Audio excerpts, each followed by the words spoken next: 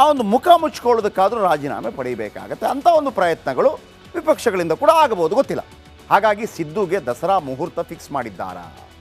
ಕಾಂಗ್ರೆಸ್ನಲ್ಲೇ ಕೆಲವರು C M ವಿರುದ್ಧ ತಿರುಗಿ ಬಿದ್ದರ? ಕೋಳಿವಾಡ ಬಿಟ್ಟರೆ ಬೇರೆ ಯಾರು ಡೈರೆಕ್ಟಾಗಿ ಮಾತಾಡಿಲ್ಲ. ಪದೇ ಪದೇ ಸಿ ಎಂ ಸಿದ್ದರಾಮಯ್ಯ ರಾಜೀನಾಮೆಗೆ ಚರ್ಚೆ ಆಗ್ತಾ ಇದೆ. ಚರ್ಚೆ ಅಂತೂ ಆಗ್ತಾ ಇದೆ. ಹಿರಿಯ ನಾಯಕ ಕೆ ಬಿ ಕೋಳಿವಾಡ ಡೈರೆಕ್ಟಾಗಿ ಹೇಳ್ಬಿಟ್ರು, ಇಲ್ಲ ರಾಜೀನಾಮೆ ಕೊಡಬೇಕು, ಪಕ್ಷದ ಹಿತದೃಷ್ಟಿಯಿಂದ ನನ್ನ ವೈಯಕ್ತಿಕ ಅಭಿಪ್ರಾಯ ಇದು. ಈ ನಡುವೆ ದಸರಾ ನಂತರ ಸರ್ಕಾರ ಪತನ ಆಗತ್ತೆ ಅಂತ ವಿಪಕ್ಷಗಳು ಹೇಳ್ತಾ ಇದೆ. ವಿಪಕ್ಷಗಳು ಅಂತಂದರೆ ಬಿ ಜೆ ಪಿ ಮತ್ತು ಜೆ ಡಿ ಎಸ್. ರಾಜೀನಾಮೆ ಕೇಳ್ತಾ ಇದ್ದ ವಿಪಕ್ಷ ನಾಯಕರು ಇಲ್ಲಿ ತನಕ ಏನು ಹೇಳ್ತಾ ಇದ್ರು, ರಾಜೀನಾಮೆ ಕೊಡ್ತಾರೆ ಅಂತೇಳಿ, ಪತನ ಆಗತ್ತೆ ಅಂತ ಹೇಳೋದಕ್ಕೆ ಶುರು ಮಾಡಿದರು. ಗೊತ್ತಿಲ್ಲ, ಒಂದು ಕಡೆ 1,000 ಕೋಟಿ ಇಟ್ಟಿದ್ದೀವಿ ಅಂತೇಳಿ ಬಸವನಗೌಡ ಪಾಟೀಲ್ ಯತ್ನಾಳ್ ಹೇಳ್ತಾರೆ. ಮತ್ತೊಂದು ಕಡೆ ವಿಜಯೇಂದ್ರ ಸತೀಶ್ ಜಾರಕಿಹೊಳಿ ಅವರನ್ನು ಭೇಟಿಯಾಗಿ ಬರ್ತಾರೆ. ಸರಿಯೋ ತಪ್ಪೋ ಗೊತ್ತಿಲ್ಲ ನಮಗೆ. ನಾವು ಕೇಳಿದ ಮಾಹಿತಿ ಪ್ರಕಾರ ಯಾಕೆ ಸತೀಶ್ ಜಾರಕಿಹೊಳಿ ಅವರನ್ನು ಭೇಟಿಯಾದರು ಅಂತಂದರೆ, ಇಲ್ಲ ಅಲ್ಲಿ ಶಿಕಾರಿಪುರದಲ್ಲಿ ಕೆಲವರು ಅಲ್ಲಿ ಟೋಲ್ ಗೇಟ್ ವಿಚಾರ ಇತ್ತು, PWD ಮಿನಿಸ್ಟರ್ ಆಗಿರೋ ಕಾರಣಕ್ಕಾಗಿ ಆ ಸಮಸ್ಯೆನೇ ಹೇಳೋಕ್ಕೆ ಬಂದಿದ್ದೇವೆ ಅಂತ ಒಂದು. ಅದಾಗಿರುತ್ತೆ ನೋಡ್ರಿ, ಬೇರೆ ಮಾತಾಡಿರ್ತಾರೆ ಅಂತ ಕೆಲವರು. ಇನ್ನು ಕೆಲವರು ಏನು ಹೇಳ್ತಾರೆ, ರೇ ಆ ಥರ ಪತನ ಆಗೋದಿದ್ರೆ ಹಂಗೆ ಡೈರೆಕ್ಟಾಗಿ ಭೇಟಿ ಮಾಡ್ತಾರಾ? ಅವ್ರಿಗೇನು ಗೊತ್ತಿರೋದಿಲ್ವ? ಯಾರಿಗೂ ಗೊತ್ತಿಲ್ಲದಂಗೆ, ಮಾಧ್ಯಮಕ್ಕೆ ಗೊತ್ತಿಲ್ಲದಂಗೆ ಭೇಟಿ ಮಾಡ್ತಾರೆ, ಹಿಂಗೆಲ್ಲ ಇರುತ್ತೆ. ಸರ್ಕಾರ ಪತನ ಫಿಕ್ಸ್ ಅಂತ ವಿಜೇಂದ್ರ ಅವರು ಹೇಳ್ತಾ ಇರೋದು ಯಾಕೆ? ಅದು ಕೇವಲ ಒಂದು ಪಾಸಿಂಗ್ ಕಮೆಂಟಾ ಅಥವಾ ಏನಾದರೂ ನಡೀತಾ ಇದೆಯಾ ಗೊತ್ತಿಲ್ಲ. ಯಾಕಂದರೆ ಏನು ಬೇಕಿದ್ರೂ ಆಗಬಹುದು. ಓಕೆ, ಇನ್ನು ಕಾಂಗ್ರೆಸ್ನಲ್ಲಿ ಸಖತ್ ಆಕ್ಟಿವ್ ಆಗಿ ಓಡಾಡ್ತಿರೋ ಲೋಕೋಪಯೋಗಿ ಸಚಿವ ಸತೀಶ್ ಜಾರಕಿಹೊಳಿ ಮೈಸೂರಿಗೆ ಲಗ್ಗೆ ಇಟ್ಟಿದ್ರು.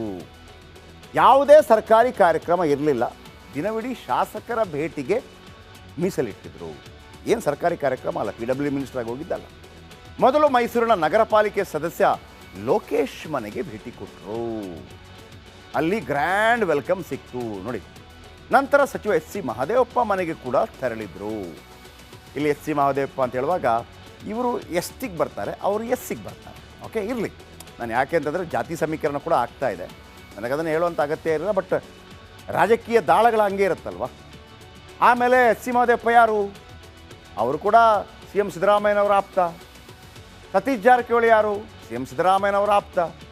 ಇದಾದ ಮೇಲೆ ಹುಣಸೂರಿನ ಮಾಜಿ ಶಾಸಕ SC ಮಂಜುನಾಥ್, KR ನಗರ ಶಾಸಕ D ರವಿಶಂಕರ್, ಚಾಮರಾಜ ಕ್ಷೇತ್ರದ ಶಾಸಕ ಹರೀಶ್ ಗೌಡ ಮನೆಗೆ ಸತೀಶ್ ಜಾರಕಿಹೊಳಿ ವಿಸಿಟ್ ಕೊಟ್ಟರು.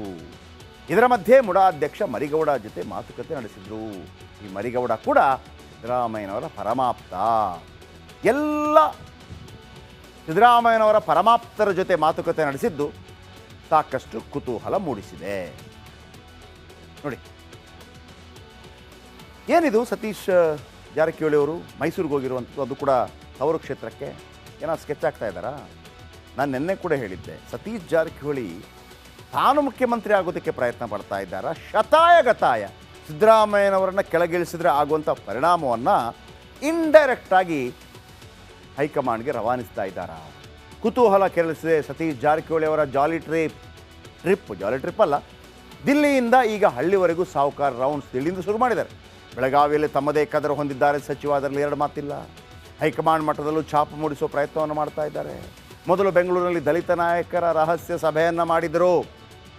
ಮಹದೇವಪ್ಪ, ಪರಮೇಶ್ವರ್ ಡ್ಯಾಶ್ ಎಲ್ಲ ದಲಿತ ನಾಯಕರ ಸಭೆ ಬೆನ್ನಲ್ಲೇ ಕೇಂದ್ರದಲ್ಲಿ ಮಲ್ಲಿಕಾರ್ಜುನ ಖರ್ಗೆ ಅವರನ್ನು ಭೇಟಿಯಾಗ್ತಾರೆ AICC ಅಧ್ಯಕ್ಷರು.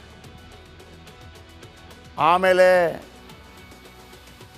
DK ಸುರೇಶ್ ಅವರು ಕೂಡ ಬಂದು ಭೇಟಿಯಾಗ್ತಾರೆ. ಇವರು ಭೇಟಿ ಈಗ CM ತವರು ಜಿಲ್ಲೆಯಲ್ಲಿ ಸಾವುಕಾರ ಗೇಮ್ ಪ್ಲಾನ್ ಮಾಡ್ತಾ ಇದ್ದಾರೆ. ಹಳೆ ಮೈಸೂರು ಭಾಗದಲ್ಲಿ ವರ್ಚಸ್ಸು ಸಂಪಾದನೆಗೆ ಸ್ಕೆಚ್ ಹಾಕ್ತಾ ಇದ್ದಾರಾ ಅಥವಾ ಸಿದ್ದರಾಮಯ್ಯನವರ ಪರಮಾಪ್ತ ಶಾಸಕರನ್ನು ವಿಶ್ವಾಸಕ್ಕೆ ತೆಗೆದುಕೊಂಡು ತಾನೂ ಸಮೇತವಾಗಿ ಸಿದ್ದರಾಮಯ್ಯನವರನ್ನು ಗಟ್ಟಿ ಮಾಡ್ತಾ ಇದ್ದಾರೆ? ಎರಡು ಕನ್ಫ್ಯೂಷನ್ ಇದೆ ಪ್ರತಿಯೊಬ್ಬರು ಕೂಡ. ಒಂದು ಕನ್ಫ್ಯೂಷನ್ ಏನಪ್ಪ ಅಂತಂದರೆ, ಸಿದ್ದರಾಮಯ್ಯನವರು ಕೆಳಗಿಳಿತಾರೆ, ಹಾಗಾಗಿ ಅವರ ಆಪ್ತರಾದ ನನ್ನನ್ನು ಮಾಡಿ ಅಂತ ಒಂದು ರಾಜಕೀಯ ಪಡಸಾಲೆಯಲ್ಲಿ ಕೇಳಿ ಬರ್ತಾ ಇರುವಂಥದ್ದು. ಆದರೆ ನನಗೆ ಬರ್ತಿರುವಂಥ ಮಾಹಿತಿ ಪ್ರಕಾರ ಸಿದ್ದರಾಮಯ್ಯನವರನ್ನು ಯಾವುದೇ ಕಾರಣಕ್ಕೂ ಕೆಳಗಿಳಿಸುವಂಥ ಪ್ರಯತ್ನ ಮಾಡಬೇಡಿ ಅಂತ ಮನವರಿಕೆಯನ್ನು ಹೈಕಮಾಂಡ್ಗೆ ಮಾಡಿಕೊಡುವುದು, ಜೊತೆಗೆ ಹೈಕಮಾಂಡ್ ಅಂಥದ್ದೇನಾದರೂ ನಿರ್ಧಾರ ಕೈಗೊಂಡ್ರೆ ಆಗಬಹುದಾದಂಥ ಅನಾಹುತಗಳ ಬಗ್ಗೆ ಕೂಡ ಮನವರಿಕೆ ಮಾಡಿಕೊಡುವುದು. ಮೈಸೂರು ಭಾಗದ ನಾಯಕರ ಖುದ್ದು ಭೇಟಿ ಹಿಂದೆ ಪಾಲಿಟಿಕ್ಸ್ ಇದುವೇ. ಇಷ್ಟೇ ಎರಡು. ಒಂದು, ಸಿದ್ದರಾಮಯ್ಯನವರು ಇಳಿತಾರೆ, ನಾನು ಆಗಬೇಕು ಅಂತ. ಇನ್ನೊಂದು, ಯಾವುದೇ ಕಾರಣಕ್ಕೂ ಇಳಿಬಾರ್ದು, ಅವ್ರು ಇಳಿದ್ರೆ ನಾವಿರಲ್ಲ ಅಂತೇಳಿ. ಅರ್ಥ ಆಯ್ತಲ್ಲ? ಎರಡೇ ಪಾಯಿಂಟ್. ನನಗೆ ಹೆಚ್ಚಾಗಿ ಕಂಡು ಬರ್ತಾ ಇದ್ದು ಎರಡನೇ ಪಾಯಿಂಟ್. ಸಿದ್ದರಾಮಯ್ಯನವರನ್ನು ಏನಾದರೂ ನೀವು ಕೆಳಗಿಳಿಸಿದ್ದಾರೆ, ಕೆಳಗಿಳಿಸಲೇಬಾರ್ದು ಸರ್, ಕೆಳಗಿಳಿಸಬೇಡಿ, ವಿನಮ್ರಪೂರ್ವಕವಾಗಿ ಹೇಳ್ಕೊತಾ ಇದ್ದೀವಿ. ಆ ಥರ ವಿನಮ್ರಪೂರ್ವಕವಾಗಿ ಹೇಳ್ಕೊತಾ ಇದ್ದೀವಿ, ಕೆಳಗಿಳಿಸಬೇಡಿ, ತೊಂದರೆ ಆದೀತು. ಒಂದು ವೇಳೆ ಇಳಿಸಿದರೆ ತೊಂದರೆ ಮಾಡೇ ಮಾಡ್ತೀವಿ. ರಿಕ್ವೆಸ್ಟು ಮತ್ತು ಎಚ್ಚರಿಕೆ ಎರಡೂ ಕೂಡ. ಓಕೆ, ಇನ್ನು ಇಷ್ಟೆಲ್ಲ ಬೆಳವಣಿಗೆಗಳ ಹೊರತಾಗಿಯೂ ಸಚಿವ ಸತೀಶ್ ಜಾರಕಿಹೊಳಿ ತಮ್ಮ ಹಳೆಯ ಡೈಲಾಗ್ ಹೊಡೆದರು. ಸದ್ಯಕ್ಕೆ ಸಿ ಎಂ ಕುರ್ಚಿ ಖಾಲಿ ಇಲ್ಲ, ಸಿದ್ದರಾಮಯ್ಯನವರೇ ನಮ್ಮ ಮುಖ್ಯಮಂತ್ರಿ ಅಂತ ರಾಗ ಹಾಡಿದ್ರು. ಕೇಳಿಸ್ಕೊಳ್ಳಿ ಏನು ಹೇಳಿದ್ರು ಅಂತ ಹೇಳುವಂತ ಪ್ರಶ್ನೆ ಬರೋದಿಲ್ಲ. ಅವರೇ ಇರ್ತಾರೆ ಅಂತ ಹೇಳಿದ್ವಿ. ಸಿದ್ದರಾಮಯ್ಯ ಅವರ ಮುಂದುವರಿತಾರೆ ಮುಖ್ಯಮಂತ್ರಿ ಆಗಿ.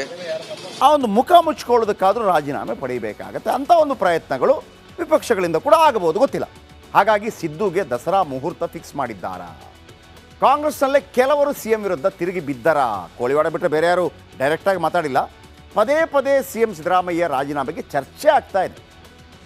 ಚರ್ಚೆ ಅಂತೂ ಆಗ್ತಾ ಇದೆ. ಹಿರಿಯ ನಾಯಕ ಕೆ ಬಿ ಕೋಳಿವಾಡ್ ಡೈರೆಕ್ಟಾಗಿ ಹೇಳ್ಬಿಟ್ರು, ಇಲ್ಲ ರಾಜೀನಾಮೆ ಕೊಡಬೇಕು, ಪಕ್ಷದ ಹಿತದೃಷ್ಟಿಯಿಂದ ನನ್ನ ವೈಯಕ್ತಿಕ ಅಭಿಪ್ರಾಯ ಇದು. ಈ ನಡುವೆ ದಸರಾ ನಂತರ ಸರ್ಕಾರ ಪತನ ಆಗತ್ತೆ ಅಂತ ವಿಪಕ್ಷಗಳು ಹೇಳ್ತಾ ಇದೆ. ವಿಪಕ್ಷಗಳು ಅಂತಂದರೆ ಬಿ ಜೆ ಪಿ ಮತ್ತು ಜೆ ಡಿ ಎಸ್. ರಾಜೀನಾಮೆ ಕೇಳ್ತಾ ಇದ್ದ ವಿಪಕ್ಷ ನಾಯಕರು ಇಲ್ಲಿ ತನಕ ಏನು ಹೇಳ್ತಾ ಇದ್ರು, ರಾಜೀನಾಮೆ ಕೊಡ್ತಾರೆ ಅಂತೇಳಿ, ಪತನ ಆಗತ್ತೆ ಅಂತ ಹೇಳೋದಕ್ಕೆ ಶುರು ಮಾಡಿದರು. ಗೊತ್ತಿಲ್ಲ, ಒಂದು ಕಡೆ 1,000 ಕೋಟಿ ಇಟ್ಟಿದ್ದೀವಿ ಅಂತೇಳಿ ಬಸವನಗೌಡ ಪಾಟೀಲ್ ಯತ್ನಾಳ್ ಹೇಳ್ತಾರೆ. ಮತ್ತೊಂದು ಕಡೆ ವಿಜಯೇಂದ್ರ ಸತೀಶ್ ಜಾರಕಿಹೊಳಿ ಅವರನ್ನು ಭೇಟಿಯಾಗಿ ಬರ್ತಾರೆ. ಸರಿಯೋ ತಪ್ಪೋ ಗೊತ್ತಿಲ್ಲ ನಮಗೆ. ನಾವು ಕೇಳಿದ ಮಾಹಿತಿ ಪ್ರಕಾರ ಯಾಕೆ ಸತೀಶ್ ಜಾರಕಿಹೊಳಿ ಅವರನ್ನು ಭೇಟಿಯಾದರು ಅಂತಂದರೆ, ಇಲ್ಲ ಅಲ್ಲಿ ಶಿಕಾರಿಪುರದಲ್ಲಿ ಕೆಲವರು ಅಲ್ಲೊಂದು ಟೋಲ್ ಗೇಟ್ ವಿಚಾರ ಇತ್ತು, PWD ಮಿನಿಸ್ಟರ್ ಆಗಿರೋ ಕಾರಣಕ್ಕಾಗಿ ಆ ಸಮಸ್ಯೆನೇ ಹೇಳೋಕ್ಕೆ ಬಂದಿದ್ದೇವೆ ಅಂತ ಒಂದು. ಅದಾಗಿರುತ್ತೆ ನೋಡ್ರಿ, ಬೇರೆ ಮಾತಾಡಿರ್ತಾರೆ ಅಂತ ಕೆಲವರು. ಇನ್ನು ಕೆಲವರು ಏನು ಹೇಳ್ತಾರೆ, ರೀ ಆ ಥರ ಪತನ ಆಗೋದಿದ್ರೆ ಹಂಗೆ ಡೈರೆಕ್ಟಾಗಿ ಭೇಟಿ ಮಾಡ್ತಾರಾ, ಅವ್ರಿಗೇನು ಗೊತ್ತಿರೋದಿಲ್ವ, ಯಾರಿಗೂ ಗೊತ್ತಿಲ್ಲದಂಗೆ, ಮಾಧ್ಯಮಕ್ಕೆ ಗೊತ್ತಿಲ್ಲದಂಗೆ ಭೇಟಿ ಮಾಡ್ತಾರೆ, ಹಿಂಗೆಲ್ಲ ಇರುತ್ತೆ. ಸರ್ಕಾರ ಪತನ ಫಿಕ್ಸ್ ಅಂತ ವಿಜೇಂದ್ರ ಅವರು ಹೇಳ್ತಾ ಇರೋದು ಯಾಕೆ? ಅದು ಕೇವಲ ಒಂದು ಪಾಸಿಂಗ್ ಕಮೆಂಟಾ ಅಥವಾ ಏನಾದರೂ ನಡೀತಾ ಇದೆಯಾ ಗೊತ್ತಿಲ್ಲ. ಯಾಕಂದರೆ ಏನು ಬೇಕಿದ್ರೂ ಆಗಬಹುದು. ಓಕೆ, ಇನ್ನು ಕಾಂಗ್ರೆಸ್ನಲ್ಲಿ ಸಖತ್ ಆಕ್ಟಿವ್ ಆಗಿ ಓಡಾಡ್ತಿರೋ ಲೋಕೋಪಯೋಗಿ ಸಚಿವ ಸತೀಶ್ ಜಾರಕಿಹೊಳಿ ಮೈಸೂರಿಗೆ ಲಗ್ಗೆ ಇಟ್ಟಿದ್ರು.